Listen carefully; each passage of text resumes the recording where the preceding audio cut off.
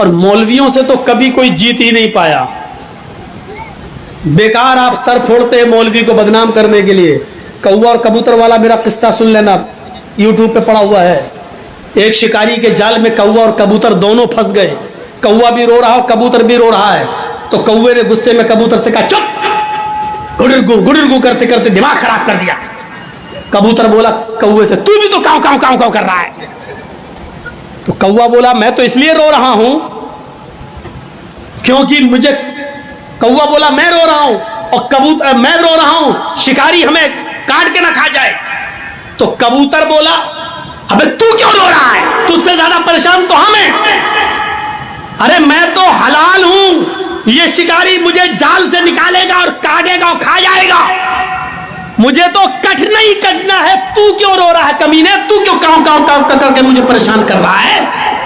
तो कौवा बोला, तुम ज्यादा परेशान नहीं हो, मैं तुमसे ज्यादा परेशान हूं। तुम्हें तो कटना ही कटना है, तुम्हें तो कन्फर्म है, लेकिन हम तुमसे भी ज्यादा परेशान हैं। कहा क्यों,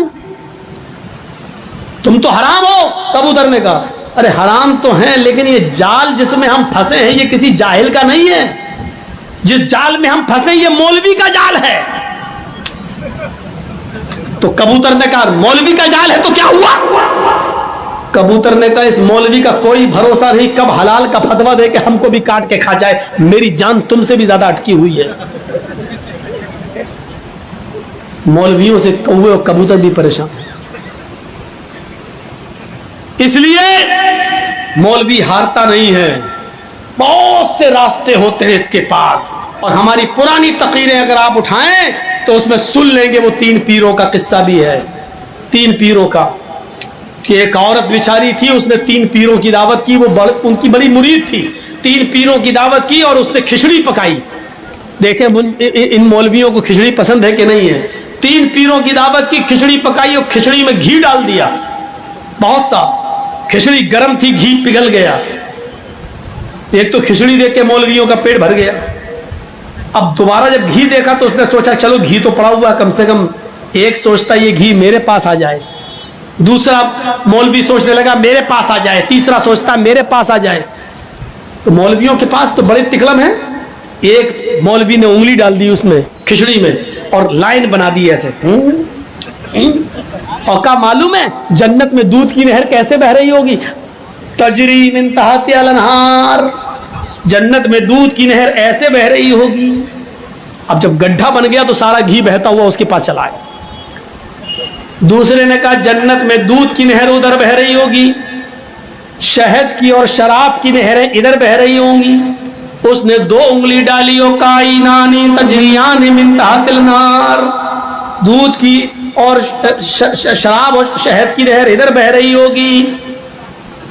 अब तीसरे ने सोचा, अरे ये भी ले गया, ये भी ले गया, बचा ही क्या, अब मुझे भी मिलना चाहिए। तो उसने ऐसा फार्मूला इस्तेमाल किया, उसने कहा, अरे भाई इतनी जल्दी जन्नत जहन्नम पे आ गए हो, अभी तो कयामत भी नहीं आई। अरे कयामत आएगी, जमीन में भूकंप होगा, जलजला होगा, उसके बाद जन्नत और जहन्नम का मामला आएगा। और जब कयामत आएगी तो जमीन हिलेगी। जानते हो जमीन कैसे हिलेगी? उसने पूरी प्लेट उठाई, हो का इज़ा ज़ुलज़िलतिल अर्ज़ु ज़िलज़ालहा। घी चारों तरफ फैल गया। अब खाओ। और मौलवियों से तो कभी कोई जीत ही नहीं पाया। बेकार आप सर फोड़ते हैं मौलवी को बदनाम करने के लिए। मौलवी हारता नहीं है। बहुत से रास्ते होते हैं इसके पास, बहुत से रास्ते। अल्लाह रब्बुल आलमीन हमें अपने बनाए हुए रास्तों से बचाए और शरीयत पर चलने की तौफीक अता फरमाए। तो मेरे प्यारे साथियों, असबाबे राहत कम हो लेकिन सुकून हो हमारी जिंदगी के अंदर। ऐसी औलाद से क्या फायदा जिसने 15 साल से बेटे की शक्ल नहीं देखी। मुझे अली मियां नदवी ने लखनऊ में एक वाकया बयान किया था। मेरे भाइयों, अल्लाह अली मियां नदवी को जन्नत नसीब फरमाए, उनके गुनाहों को माफ फरमाए। बड़ी शख्सियत गुजरे हैं। अली मियां नदवी ने एक वाकया बयान किया। उनके जलसे में जब इज्तिमा था तो बहुत से लोग दूर दूर से आए हुए थे, औरतें भी आई हुई थी। जलसे तो रात के 12 बजे खत्म होना था, लेकिन जलसा रात के 12 बजे खत्म नहीं होना था। लेकिन एक औरत जो दूर से आई थी बस में बैठकर, उसका दिमाग जलसे में नहीं लग रहा है, वो कई बातें सोच रही है। एक औरत ने उससे पूछा, बहन तुम्हें क्या परेशानी है, तुम किसी मौलाना की तकरीर गौर से नहीं सुन रही हो, तुम्हें कुछ प्रॉब्लम है? उसने कहा, फिर वो परेशान नजर आई। थोड़ी देर के बाद 2-4 औरतों ने पूछा, बहन तुम्हें क्या परेशानी है? कहा ये जलसा कब खत्म होगा? कहा वो तो 12 बजे जलसा खत्म हो जाएगा। अच्छा ठीक है, तुम्हें परेशानी क्या, कोई बुखार है, पेट में दर्द है, कोई प्रॉब्लम हो तो बताओ। उसने कहा नहीं, प्रॉब्लम यह है कि मैं अपना छोटा सा बच्चा घर पे छोड़ के आई हूं, अकेला है। तो कहा घर पे कोई नहीं है? कहा नहीं, उसकी दादी है यानी मेरी सास वहां सो रही है, लेकिन वो आंखों से नाबीना है। कहा कोई बात नहीं, बच्चा तो आपका कितने साल का है? कहा 2 साल का बच्चा है। कहा माशाल्लाह बच्चा बड़ा है, अपने आप पेशाब करने जा सकता है, उड़ सकता है, उसकी दादी उसको सुला देंगी, कोई दिक्कत की बात नहीं। कहा मेरी बहन बात दरअसल यह है कि मैं माचिस मैच बॉक्स अपने तकिए के नीचे छोड़ आई हूं। रात में कभी कभी लाइट चली जाती थी तो मैं चिराग जला लेती थी, इसलिए वो मैच बॉक्स, वो माचिस की तीली मैंने तकिए के नीचे रख दी थी माचिस। मुझे डर है कि रात की तारीकी में कहीं बच्चा उठ न जाए और खेलते हुए कहीं वो माचिस की तीली न जला ले, और जलती हुई वो माचिस का टुकड़ा कहीं बिस्तर पे न गिर जाए और पूरा का पूरा बिस्तर जलने के बाद घर में भी आग न लग जाए और उससे मेरा बच्चा जलकर राख न हो जाए। उन औरतों ने कहा तुम क्या क्या सोच रही हो, चुप रहो, बच्चा बड़ा है, रात में जब सो जाता है तो फिर अक्सर बच्चे सुबह ही उठते हैं, रात की पहली नींद है, गहरी नींद में सो रहा होगा। ये बुरी ख्यालात तुम अपने दिमाग से निकालो और चलो तकरीर शुरू, 12 बजे जलसा खत्म हो जाएगा। उस औरत ने कहा कि तुम ठीक ही कह रही हो, और तुम ऐसा इसलिए बोल रही हो क्योंकि वो तुम्हारा बच्चा नहीं है, और मैं ऐसा इसलिए सोच रही हूं क्योंकि वो मेरा बेटा है, मेरा बच्चा है। मुझे अपने बच्चे का जो तजर्बा है वो मैं जानती हूं, अपने बच्चे के हालात से मैं वाकिफ हूं, तुम नहीं। बहरहाल जलसा रात के 12 बजे खत्म होता है, बसें अपने अपने इलाकों में जाने लगती हैं। वो औरत भी जिस बस में बैठ कर आई थी वो भी जाने लगती है। ड्राइवर से कह रही है कि जरा जल्दी चलो। ड्राइवर ने बस थोड़ी सी तेज स्पीड में चलाई, लेकिन जब ये औरत घर पहुंचती है इसके दिमाग में जो जो तसव्वुरात थे वो तसव्वुरात वैसे ही कि वैसे जो ये सोच रही थी वैसे कि वैसे पूरे होते चले गए।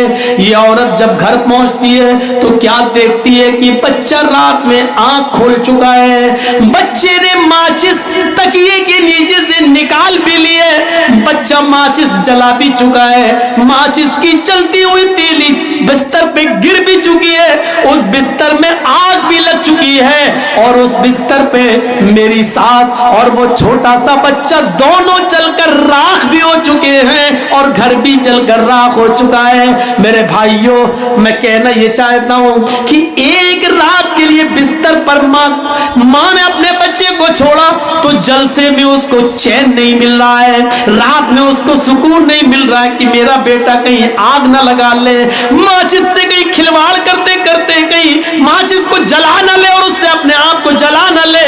मां की रात बेकार हो गई, तड़पने लगी, उसके दिमाग में किसी मौलवी की तकरीर नहीं बैठ रही है, उसका जहन बच्चे की तरफ लगा हुआ है। मेरे साथियों, मैं तुम्हें यह बताना चाहता हूं, कुरान ने कहा है जितना तुम दुनिया की आग से अपने बच्चे को बचाने की फिक्र करते हो,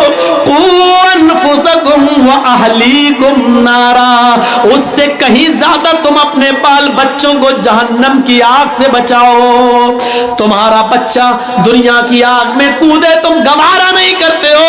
आज तुम्हारे बच्चे रात के 12 बजे घरों में आ रहे हैं, तुम्हारा कोई एक्शन नहीं है। तुम्हारी बेटी रात के 11-11, 12-12 बजे तक मोबाइल इस्तेमाल करती है, व्हाट्सएप चला रही है, फेसबुक चला रही है, और तुम्हें कोई फर्क नहीं पड़ता है। जरा तसव्वुर करो, आपकी बेटी एंड्रॉइड मोबाइल क्यों इस्तेमाल करेगी? समझ में नहीं आता उसको क्या जरूरत है व्हाट्सएप चलाने की, फेसबुक चलाने की? अरे घर में एक मोबाइल होना चाहिए जो उसकी माँ के पास होना चाहिए। अगर बेटी को अपनी सहेली से बात करना है तो अपने माँ के मोबाइल से फोन कर ले, उससे बात कर ले। लड़की मोबाइल लेकर घर से बाहर जाएगी, घर से बाहर फिर घर में आएगी।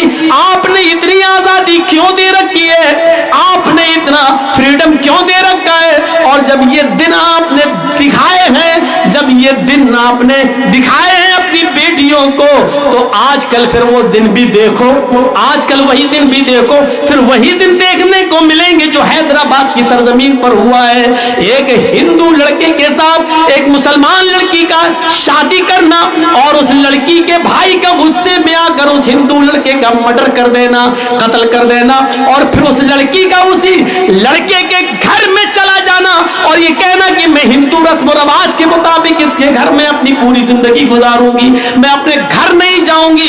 ये दिन अब आपको देखना पड़ेंगे, इसलिए देखना पड़ेंगे क्योंकि हमने अपनी बेटियों को व्हाट्सएप चलाने की खुली इजाजत दे रखी है। हमने अपनी बेटियों को कॉन्वेंट स्कूलों में लड़कों के साथ बैठ के पढ़ाया है, को एजुकेशन हमने दी है। अब ये दिन तो देखना ही पड़ेंगे। और आरएसएस के वो सरगना जो नागपुर की सरजमीन पर बैठे हुए हैं, जो षड्यंत्र रच रहे हैं कि मुसलमान लड़कियों को ज्यादा से ज्यादा स्कूलों कॉलेजों में वैकेंसी दो, इनको नौकरियां दो और इनको स्कूलों में जगह दो, ताकि हमारे गैर मुस्लिम हिंदू लड़के ज्यादा से ज्यादा इनसे प्यार करें और प्यार का नाटक करने के बाद इनको अपने चंगुल में फंसाएं, शादी करें, कोर्ट मैरिज करें, 2-4 बच्चे पैदा करने के बाद इसको किसी तवाइफ खाने के हवाले कर दें। कितनी लड़कियां ऐसी हैं जो आज मेरे भाइयों चकले खानों पर इसलिए बैठी हुई हैं कि 1-2 बच्चे पैदा हो जाने के बाद उनको छोड़ दिया गया है, उसको नजरअंदाज कर दिया गया है, उसको लाते मार के उसके घर से भी भगाया गया है, फिर वो हिंदू समाज के मंदिर में गई, वहां से भी उसको निकाला गया है, और आखिरकार वो अपने घर आ नहीं सकती है क्योंकि उसके बाप ने कह दिया कि जीते जी तू अपना चेहरा हमको नहीं दिखा सकती है। आखिरकार उसने चकले खाने में बैठ के अपनी जिंदगी को गुजारना और अपने जिस्म को बेचना शुरू कर दिया है।